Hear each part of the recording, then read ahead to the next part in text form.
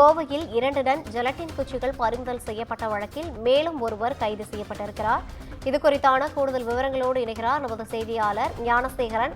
வணக்கம் ஞானசேகரன். ஜெலட்டின் குச்சி பறிமுதல் செய்யப்பட்ட விவகாரத்தில் மேலும் ஒருவர் கைது செய்யப்பட்டிருக்கிறதா தகவல் கிடைத்திருக்கிறது.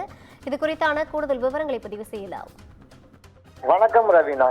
சேலம் கொச்சி தேசிய நெடுஞ்சாலை வழியாக உரிய ஆவணங்கள் இன்றி வெடிப்பொருட்கள் கடத்தப்படுவதாக தீவிரவாத தடுப்பு பிரிவு போலீசாருக்கு நேற்று தகவல் கிடைத்தது. கேரளாவில் உள்ள கல்குவாரிகளுக்கு பயன்படுத்துவதற்காக வெடிப்பொருட்கள் சட்டவிரோதமாக கடத்தப்பட்டு வருவதாக கிடைத்த தகவலை தொடர்ந்து நேற்று தீவிரவாத தடுப்பு பிரிவு போலீசார் கண்காணிப்பு பணியில் ஈடுபட்டிருந்தனர்.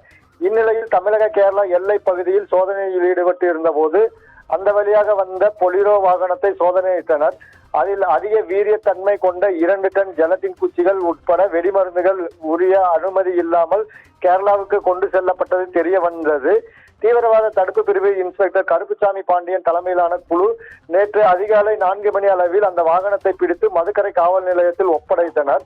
தீவிரவாத தடுப்பு பிரிவு உதவி ஆய்வாளர் ஜோசப் மதுக்கரை காவல் நிலையத்தில் புகார் அளித்த நிலையில் மதுக்கரை போலீசார் ஜெலட்டின் குச்சிகளுடன் வந்த வாகனம் குறித்து விசாரணை மேற்கொண்டு வந்தனர்.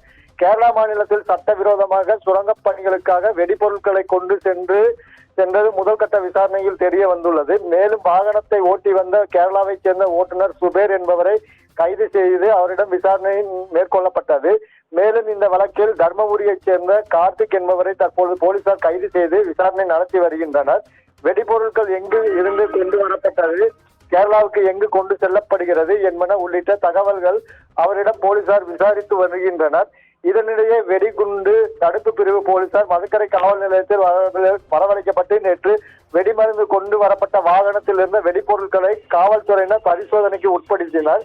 தமிழக கேரளா எல்லைப் பகுதியில் 2 டன் வெடிப்பொருட்கள் பறிமுதல் செய்யப்பட்ட சம்பவம் கோவையில் பரபரப்பை ஏற்படுத்தி உள்ளது. ரவீனா,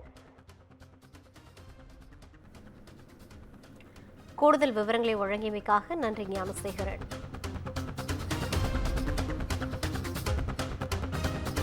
you